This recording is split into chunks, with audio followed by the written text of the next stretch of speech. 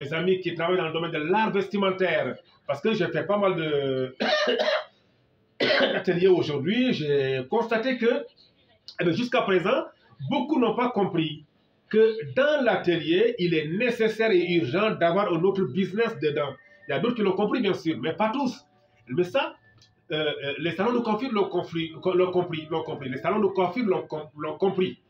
Les salons de coiffure l'ont compris. Parce que dans les salons, on voit qu'ils vendent des mèches, ils vendent des trucs, plein de choses comme ça que les femmes aiment. Mais nous, les couturiers, mais beaucoup d'entre nous n'ont pas compris. Ils n'ont pas compris que l'atelier de couture, il ne faut pas, c'est pas obligé de faire que la couture.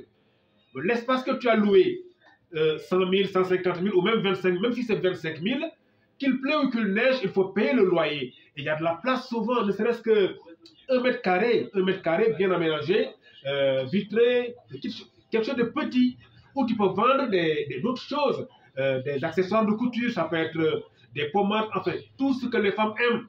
Les choses qui sentent bon, des parfums et consorts, et même du housselan, et même des bin-bin, comme le disent nos frères sénégalais, du côté de chez moi au Sénégal. Mais faites autre chose dedans.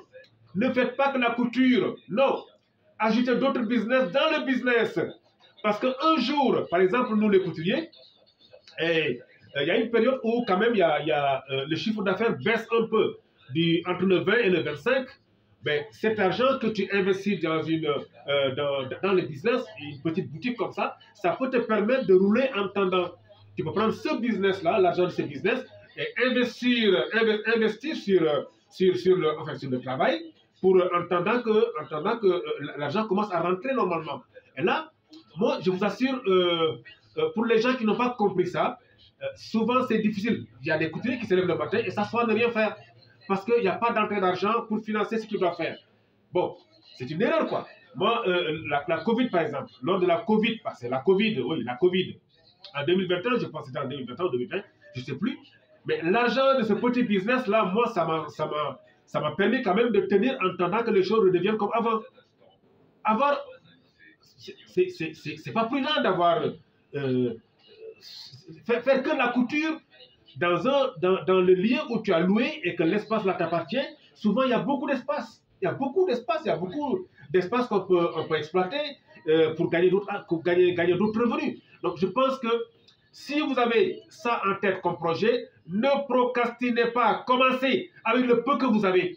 Commencez avec le peu que vous avez. Ça peut être 50 000, ça peut être 25 000, 10 000 et même 5 000 francs. Commencez. Le plus important, c'est de commencer. Le plus important, c'est de commencer. Même 5 000 francs. Même 5 000 francs. Achetez des savons et venir déposer. Achetez des savons, venir déposer. Des parfums, des trucs comme ça, simples.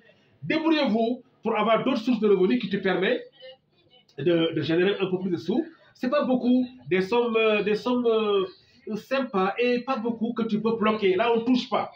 Mais quand ça chauffe côté couture, tu peux prendre cet argent-là, combler, travailler en attendant que l'argent rentre pour rembourser.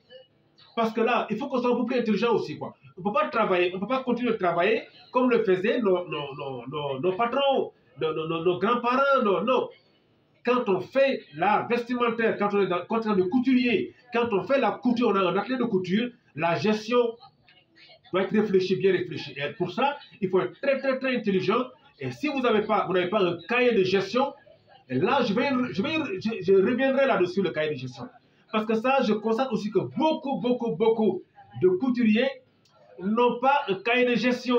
Ils n'ont pas un système de gestion, un système de comptabilité simple qui les permet de temps en temps de faire le bilan.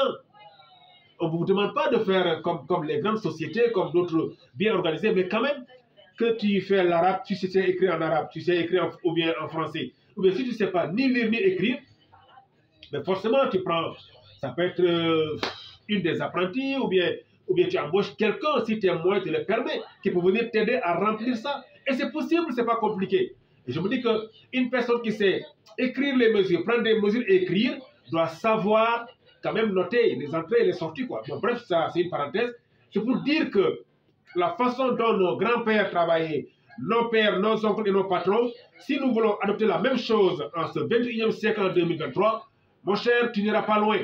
Et là où ça va finir, c'est à un certain âge, le travail ne marche plus, tu ne comprends plus les choses, tu es désorganisé, franchement, ça ne va pas du tout. Mais ça ne marche pas comme ça. Mais la bonne nouvelle, c'est qu'actuellement, on peut se former en tout. Allez-y sur Google, tapez, demandez. Vous verrez des systèmes de gestion très simples et de comptabilité. Allez-y sur YouTube. Ou bien si tout ça est compliqué, appelle-moi. Mon numéro WhatsApp, c'est le 70 18 69 28. 70 18 69 28. Fais-moi signe. Ou bien envoie-moi un message WhatsApp. On va en parler. Moi, il y a quelque chose. On te montre comment les choses vont marcher. Et je vous assure, ça va marcher. Parce qu'il y a pas mal d'opportunités dans le domaine de l'art vestimentaire, notamment la couture. Donc, il y a l'argent dedans, quoi. Faut pas qu'on se flatte, quoi. Si tu connais ton travail, tu n'es pas feignant et tu as un bon système de gestion, écoute, il n'y a pas de raison que tu ne t'en sors pas, quoi. Allez, c'est ce que je voulais dire ce matin. Je vous souhaite un bon dimanche et bon repos à vous. C'est long, hein?